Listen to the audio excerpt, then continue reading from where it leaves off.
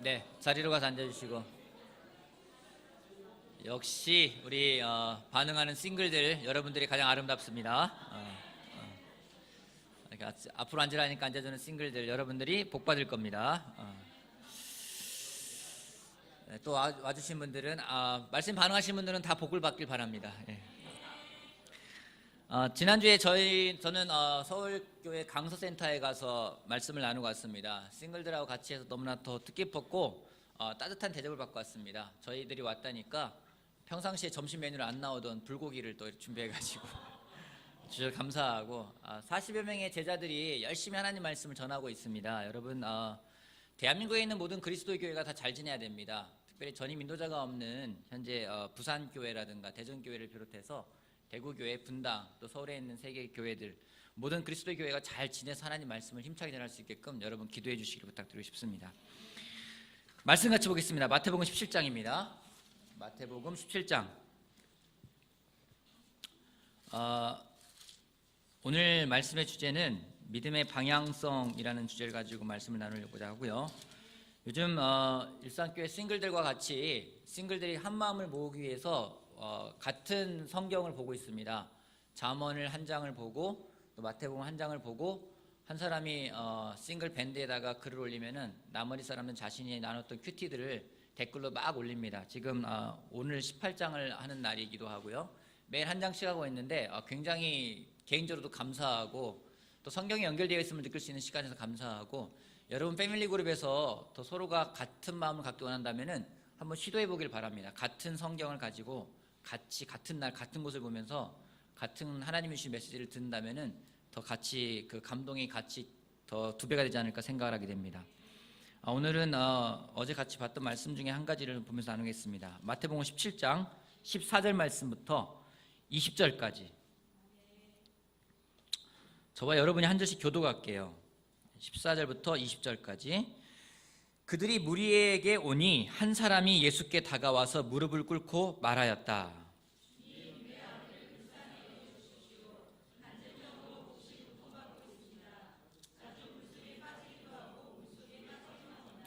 그래서 아이를 선생님의 제자들에게 데리고 왔으나 그들은 고치지 못하였습니다.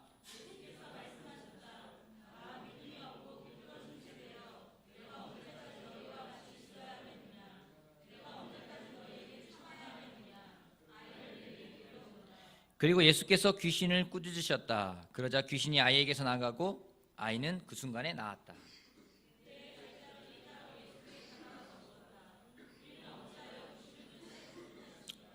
예수께서 그들에게 대답하셨다. 너희의 믿음이 적기 때문이다. 내가 진정으로 너희에게 말한다. 너희에게 겨자씨 한 알만한 믿음이라도 있으면 이 산더러 여기에서 저기로 옮겨가라 하면 그대로 될 것이요 너희가 못할 일이 없을 것이다. 예수님이 변화산에서 굉장히 좋은 시간을 보내고 내려오셨습니다. 변화산에서 베드로, 요한, 야곱을 데리고 가셨는데 그곳에서 모세도 만나고 엘리야도 만나고 굉장히 좋은 시간을 보내고 그 산에서 내려오셨습니다.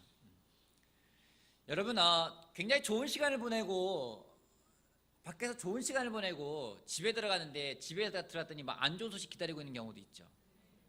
굉장히 좋은 시간을 보내고 다른 사람 만났는데 막 굉장히 안 좋은 소식을 들을 때 기분이 어떻습니까? 그전에 좋았던 것들이 다 사라질 그런 기분이 들기도 합니다.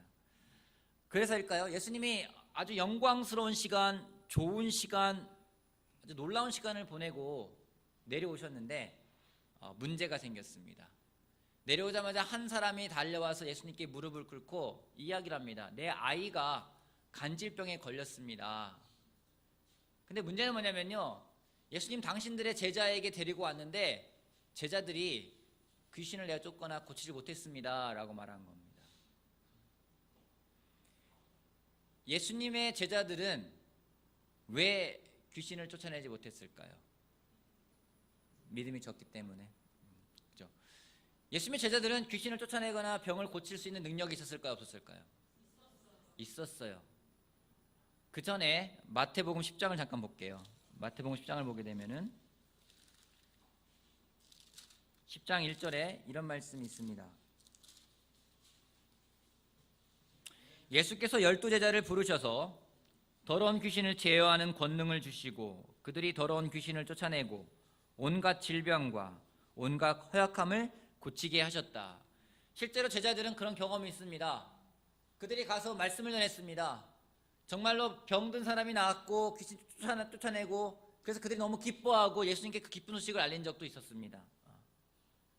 그렇게 놀랍게 기적을 행했던 제자들, 그들 가운데 3명 베드로, 요한, 야고보는 예수님을 따라서 산에 올라갔지만 나머지 9명은 그대로 남아 있었어요. 1명이 남은 게 아니라 9명이 남았고 9명이 능력이 있었는데, 그 사람에게 간질병이 있는 아이를 데리고 왔는데 제자들이 고치지 못했어요. 그러면서 막 심하게 논쟁만 붙었다고 다른 버전에는 심하게 논쟁이 붙었다고 나옵니다. 왜 못 고치는지 막 논쟁이 벌어진 거겠죠. 근데 예수님은 못 고친 이유를 여러분이 말한 것처럼 제자들이 믿음이 적기 때문이라고 이야기를 했습니다. 믿음이 적었다고 이야기를 하고 있어요. 그 얘기 뭡니까? 그전에는 믿음이 있었다라는 거예요. 제자들에게 그렇게 할 수 있는 믿음이 있었는데 그 믿음이 적어졌어요. 없어졌어요. 원래 없던 게 아니라 있던 게 사라진 겁니다.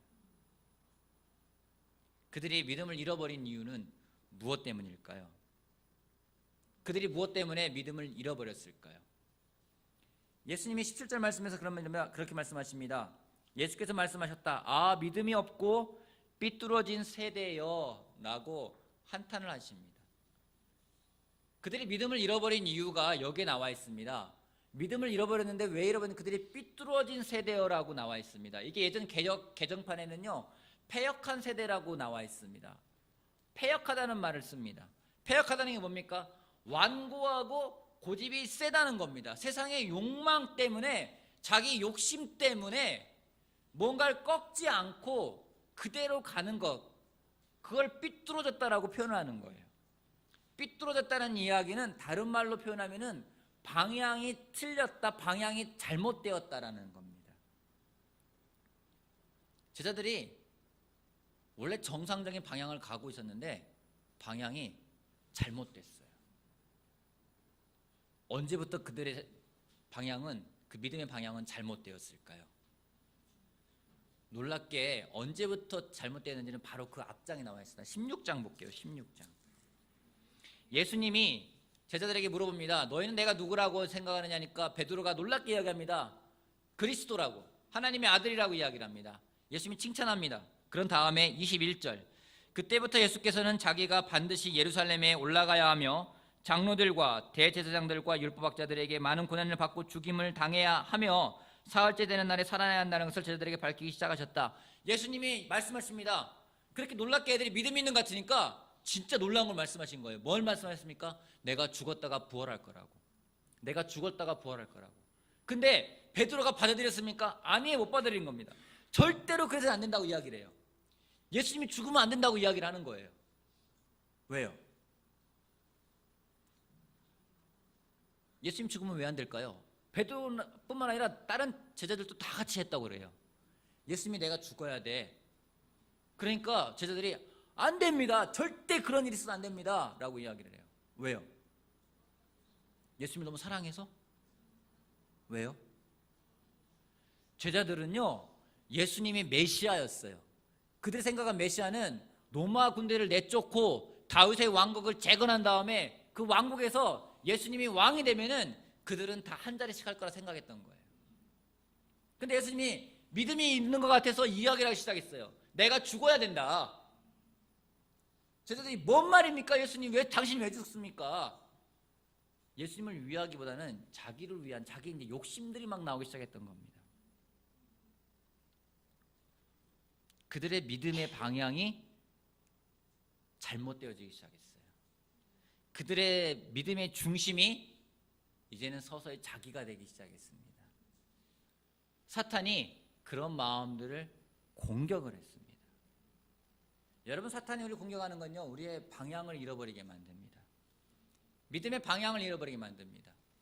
여러분, 믿음의 방향을 잃어버리면요, 그 다음 어떤 일이 벌어지는지 굉장히 당황하게 됩니다. 우리가 이런 믿음의 방향을 잃어버리지 않기 위해서 우리가 해야 되는 것이 있다라면은 유일하게 한 가지라고 할 수 있습니다. 하나님을 바라보는 겁니다.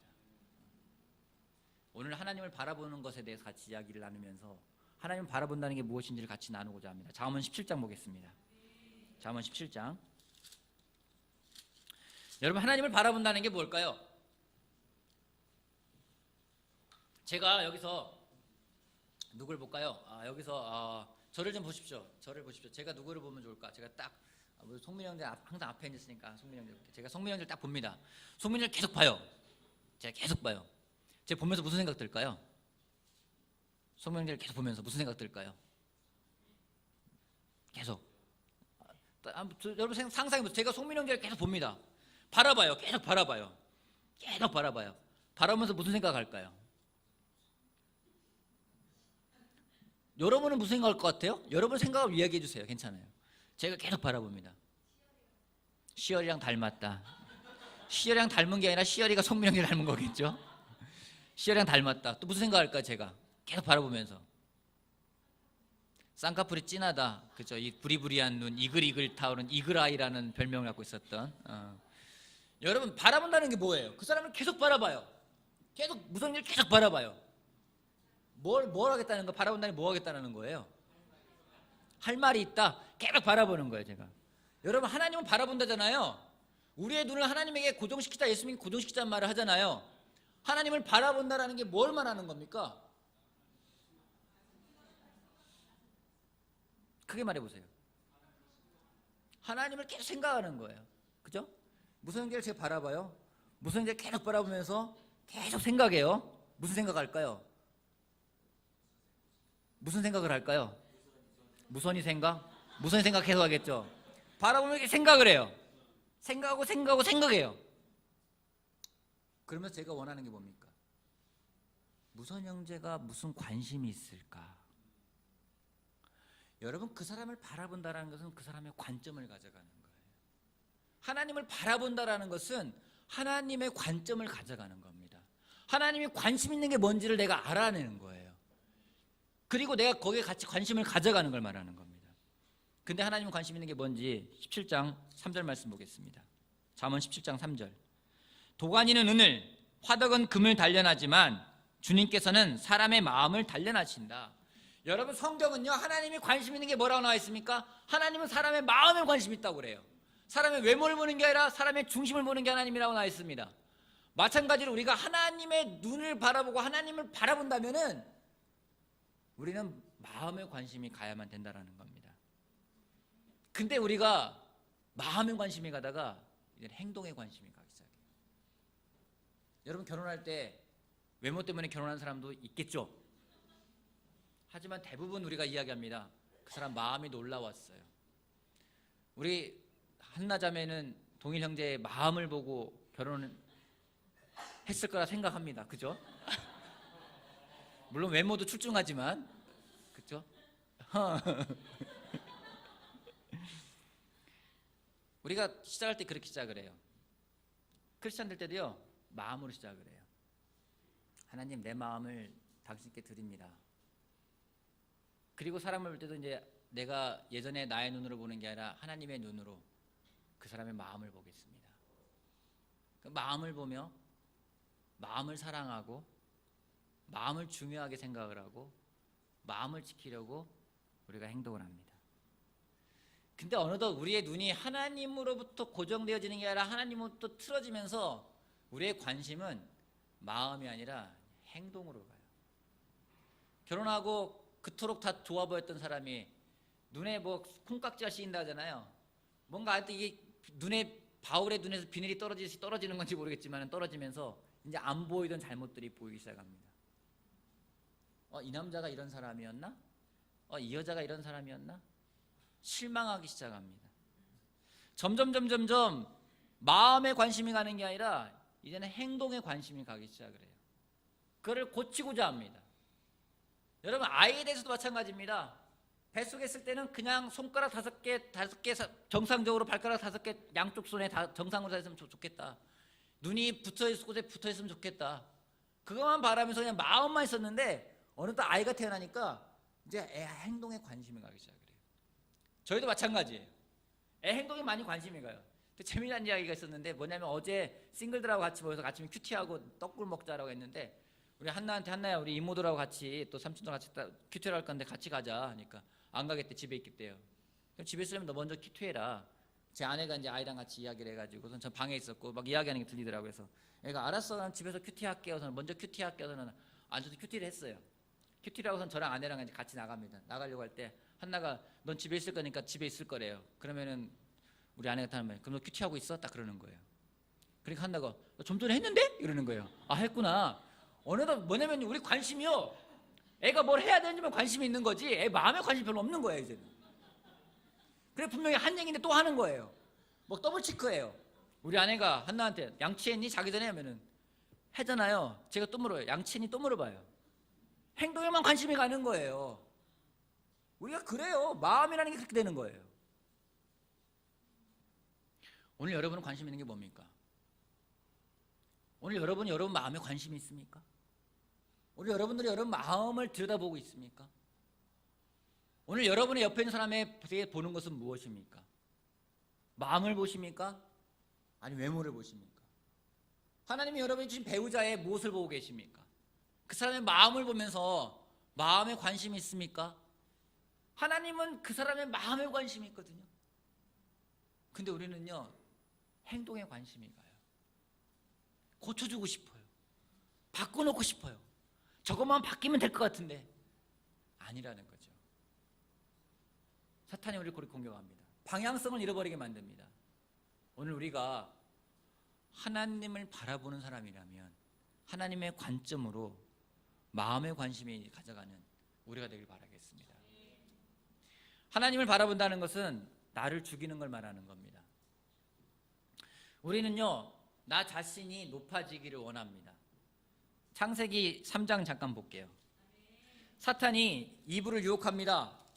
선과 악을 알게 하는 나무의 열매를 먹으라고 이야기를 합니다. 근데 이브가 얘기합니다. 저걸 먹으면 하나님은 죽는다고 했어. 사탄이 아주 교묘하게 이브를 유혹을 합니다. 유혹하는 말이 3장 4절에 나옵니다. 볼게요.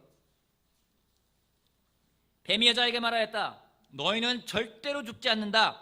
하나님은 너희가 그 나무 열매를 먹으면 너희 눈이 밝아지고 하나님처럼 되어서 선과 악을 알게 된다는 것을 아시고 그렇게 말씀하신 것이다. 사탄이 유혹한 게 뭡니까? 저거 따먹어. 그럼 너희가 어떻게 된다는 얘기예요? 하나님처럼 된다는 거예요. 여러분 하나님처럼 되고 싶습니까? 하나님처럼 되고 싶을 때 있잖아요. 하나님처럼 되고 싶지 않은데 사탄은 우리 보고 하나님처럼 될 수 있어 라고 이야기를 해요. 여러분 하나님처럼 된다는 게 뭡니까? 하나님처럼 된다는 게 뭡니까?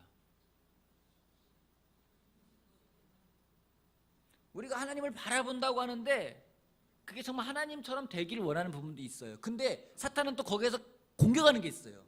우리가 하나님처럼 되기를 원해요. 하나님의 능력이 있죠. 어떤 능력이 있습니까?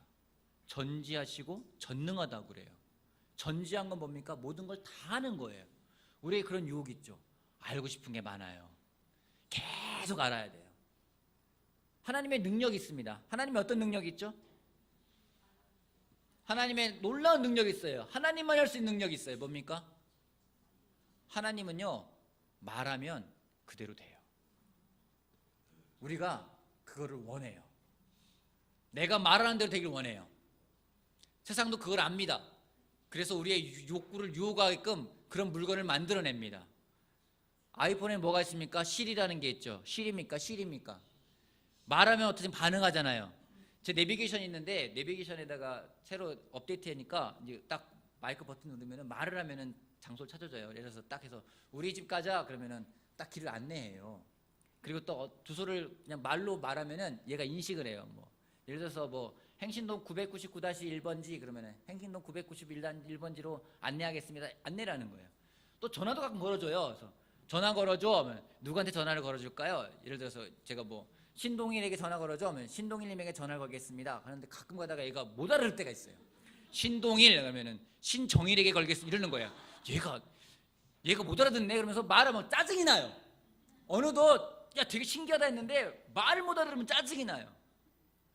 여러분 우리 그런 유혹 있지 않습니까? 아내 여러분 남편이 짜증날 때가 언제예요? 말귀를 못 알아들을 때. 여러분 애들한테 짜증날 때가 언제예요? 애들이 말을 안 들어요. 엄마건 아빠건 와가지고 저한테 고민 상담할 때 나오는 말 중에 거의 대부분이 거예요. 애가 말을 안 들어요. 우리 그런 유혹이 있는 거예요. 내가 말하면 되고 싶은 거예요. 왜 사람들이 돈을 갖기 원합니까? 왜 사람들이 권력을 갖기 원합니까? 돈 있고 권력 있으면요, 말하면 그대로 사람들이 움직여요. 회사에 높은 직책을 왜 올라갑니까? 그 직책에서 말하면 그대로 되는 거예요. 일로 가, 절로 가 하면 다 되는 거예요. 우리가 그런 욕구가 있어요. 나 자신을 못 버려요. 제자들이 예수님이 죽는다고 했을 때 그들은 생각했을 겁니다. 예수님 죽으면 나도 죽어야 되는데 자신을 죽이질 못하는 거예요. 하나님을 바라본다라는 것은, 예수님을 바라본다는 것은 예수님의 십자가를 바라보는 것인데, 예수님 십자가 달 돌아갔으면은 나 또한 같이 죽어야 되는 건데 죽지 못하는 거예요. 설날 당일날 안면대에서 시간 잘 보내고 올라왔습니다. 올라와서 짐 정리하고 있으니까 전화가 왔어요. 박광식 형제 전화가 왔어요. 목사한테 장인어른 잘 보내드렸다고. 갑작스럽게 돌아가셨어요. 좀 이따 또 문자가 왔습니다. 여러분 많은 사람들 알겠지만 정주미 자매 아버님이 지금 폐암 거의 말기 상태시기 판정받으셔가지고 오늘 저녁에 찾아뵙기로 했지만은 안 좋고 병원에 퇴원했는데 지난밤에 숨 쉬는 게 되게 좀 힘드셨다고 이야기 와서 되게 힘들어하는 부분들이 있어서 또 연락이 왔어요. 그러면 분명 설날인데 아픔 이야기, 돌아가신 이야기, 또 문제가 와서 어떤 문제에 대한 이야기, 많은 이야기들이 들어오니까 짜증이 나기 시작하는 거예요. 처음에는 안타까움만 했다 짜증이 나요. 왜 이러는 거지? 여러분, 올해 새해 첫날 제가 받은 전화는요, 제 아내가 돌아온 날 받은 전화는 뭐냐면 돌아가신 전화부터 받았어요. 누가 돌아가셨어요? 또 누가 돌아가셨어요? 누가 1월 1일 날 첫 전화 뭐냐면 누가 교회 안 나오겠대요. 막 그런 전화부터 안 오는 거예요. 1월 1일부터. 그 사람은 작정했겠죠. 1월 1일부터 안 나오길 작정했으니까 얘기했겠죠. 설날 분명 고향에서 올라왔는데 맛있는 것도 먹고 싸가지고 오기도 하고 내일 싱글들하고 우리 뭐 먹을까 막 하면서 막 하고 있었는데 막 그런 전화 오니까 마음에서부터 힘들어지기 시작해요. 왜 힘들까요? 저를 죽이기 싫은 거죠. 내가 감당해야 되는 생각을 하니까. 밤에 나갔습니다. 아내한테 이야기를 하고 나 잠깐 나갔다 올게. 그래서는 차를 타고 한강에 나갔습니다. 한강에 갔어요. 가니까 한 10시 반, 11시 됐어요. 근데 그 시간에도 조깅하고 있는 사람들이 있더라고요. 대단한 사람들입니다. 그래서 기도를 했어요. 기도하면서 마음에 있는 것들 하나씩 내려놓기 시작했어요. 하나님, 우리 수미자매 아버님 돌아가신 부분에 대해서 감사한 부분도 있고 또 아쉬움도 있고, 정주미자매 아버님에 대해서 또 여러 가지 문제들이 나왔던 사람들에 대해서 내 마음을 갈기갈기 찢어놓은 느낌에 대해서 하나씩 내려놓았습니다. 돌아올 때 차 안에서의 마음은 갈 때 마음하고는 전혀 다른 마음이었어요. 제가 그때 깨달은 게 있습니다. 나를 죽일 수 있는 가장 좋은 방법 중에 한 가지가 바로 기도구나. 여러분을 못 내려놓고 여러분을 죽이기 힘들다면 여러분 기도하십시오. 하나님한테 가지고 가십시오. 가지고 가서 내려놓으십시오. 그때 하나님이 주시는 평화가 무엇인지를 여러분이 경험하게 될 겁니다. 예수님 말씀하십니다. 마가복음 9장 볼게요. 마가복음 9장. 똑같은 상황에서 예수님이 추가하시는 말씀이 있습니다. 마가복음 9장.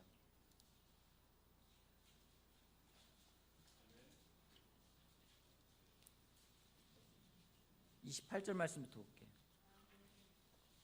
예수께서 집 안으로 들어가시니 제자들이 따로 그에게 물어보았다. 왜 우리는 귀신을 쫓아내지 못했습니까? 29절. 예수께서 그들에게 대답하셨다. 이런 부류는 기도로 쫓아내지 않고는 어떤 수로도 쫓아낼 수 없다. 여러분 마음속에서 여러분을 못 버리게 하는 사탄의 유혹이 있습니까?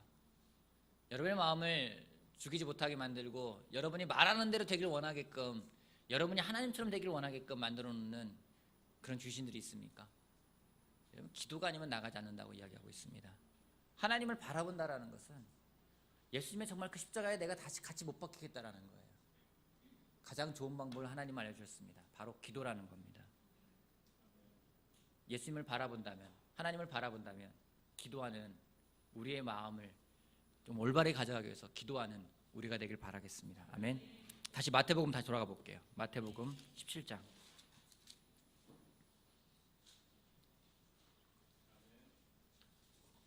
22절 23절 말씀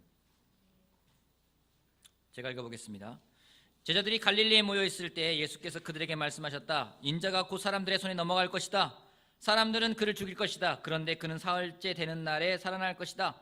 그렇게 말씀하시니 그들은 몹시 슬퍼하였다. 여러분 질문 하나 하겠습니다. 저를 좀 보십시오. 예수님이 돌아가시고 부활하실 것입니다 라고 이야기를 하셨어요. 여러분이 제자라면은 그 말을 들으면서 어떻게 반응했겠습니까? 못 알아들을 것 같아요.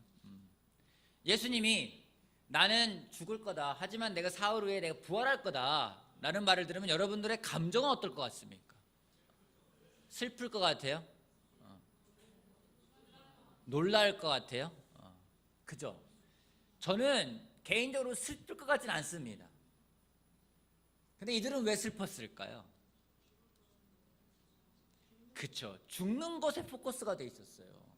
아까 베드로도 마찬가지로 예수님이 내가 죽었다가 부활할 거라는데 죽는 것에만 포커스 되다 보니까 이제는 부활이라는 단어가 들어오지가 않는 거예요. 여러분, 우리가 그렇습니다. 앞에 뭔가 안 좋은 소식이 들어오면요, 그 다음에 좋은 소식은요 사라져버립니다. 더 이상 그래서 믿음을 잃어버리는 경우가 많이 있습니다. 여러분, 오늘 여러분의 귀에 들려오고 여러분의 귀를 기울이게끔 하는 것은 무엇입니까? 잠언 17장 잠깐 볼게요. 잠언 17장.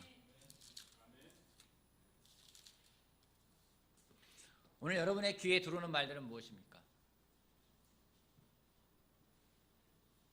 오늘 여러분의 귀에 들려오는 말은 무엇입니까? 여러분, 우리 귀에 잘 들어오는 말이 어떤 말인지 아십니까? 우리 귀에 잘 들어오는 말은요, 첫 번째는 우리 귀에 익숙한 말이에요. 제가 예전에 잠깐 일본에 한 3개월 살지 않았습니까? 사는데 일본어 못하잖아요. 일본어 못하니까 거기서 일본어 못하는데 막 일본어를 들으려고 애를 쓰면 들려요, 안 들려요? 안 들릴 것 같아요?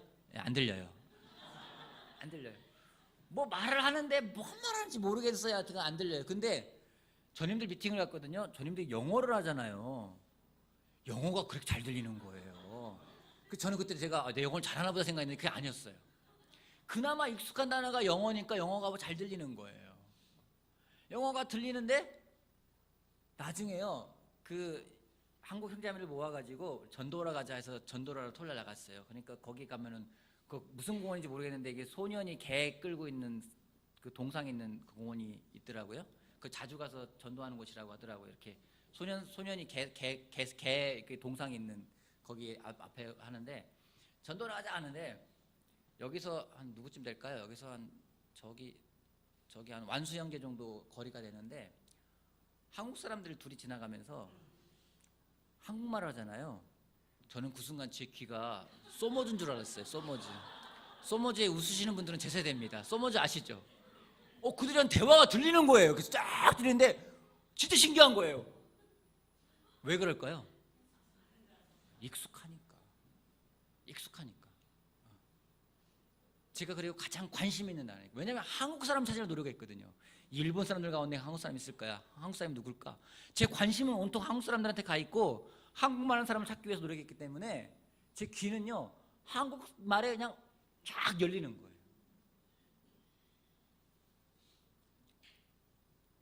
잠언 17장 4절 말씀 보겠습니다. 같이 읽어볼게요. 17장 4절. 악을 행하는 사람은 가볼게요. 시작.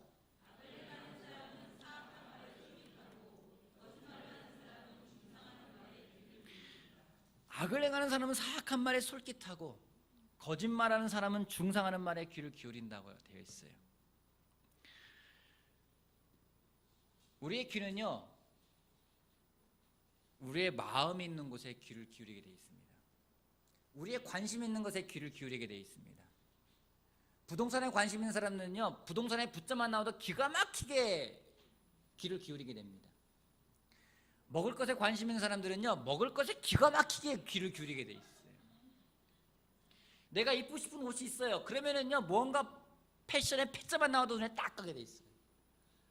내가 원하는 가방 있잖아요. 가방을 사려고 하는데 누가 지나서 가방 얘기만 해도 귀가 싹 들어오는 거예요.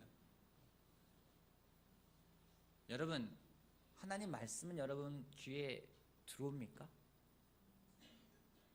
오늘 누군가 여러분에게 하나님 말씀을 전해줄 때 하나님 말씀이 여러분 귀에 들어옵니까? 내 마음의 믿음의 방향이 올바르게 가고 있는지 올바르게 가고 있지 않은지 측정할 수 있는 가장 좋은 방법 중에 한 가지가 그거예요. 누군가 나에게 하나님 말씀을 들려주는데 또 내 귀에 하나님 말씀이 들어오는데 그게 얼마나 내가 귀에 들리고 있는가. 평소에 하나님 말씀에 귀가 관심이 없으면요, 말씀이 들어와도 다 튕겨내게 돼 있어요. 일주일 내내 하나님 말씀을 보지도 않고 듣지도 않고 나누지도 않고 이 자리에 와 있잖아요. 이 자리에 와서 앉아있는 시간이 가장 괴로운 시간이 될 거예요. 고개는 들어야 될 것 같지, 눈은 감길 것 같지, 떠야 될 것 같지, 눈치는 보이지. 하지만 하나님 말씀에 귀를 기울이고 관심 있게 지내는 사람은 이 시간 들려지는 말씀이 그 어느 말씀보다 놀랍게 들릴 거라 저는 확신합니다. 여러분, 오늘 여러분 귀에 들려오는 말들은 무엇입니까? 놀랍게도 악을 행하는 사람은 사악한 말에 귀를 기울인대요. 음란한 사람은요, 음란한 말에 귀를 기울이게 돼 있어요. 거짓말하는 사람은 중성하는 말에 귀를 기울입니다. 험담하고 싶어요. 누가 욕하고 싶어요. 그러면요, 여러분 기가 막히지 않습니까? 그 말은 귀에 잘 들어와요.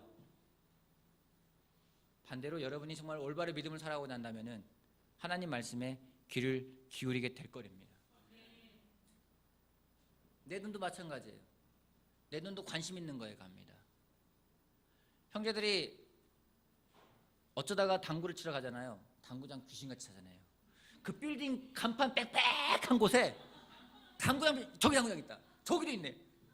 평상시에는 그냥 지나가거든요. 관심 없기 때문에. 근데 당구장 찾아보지 않으면 정확하게 찾아요.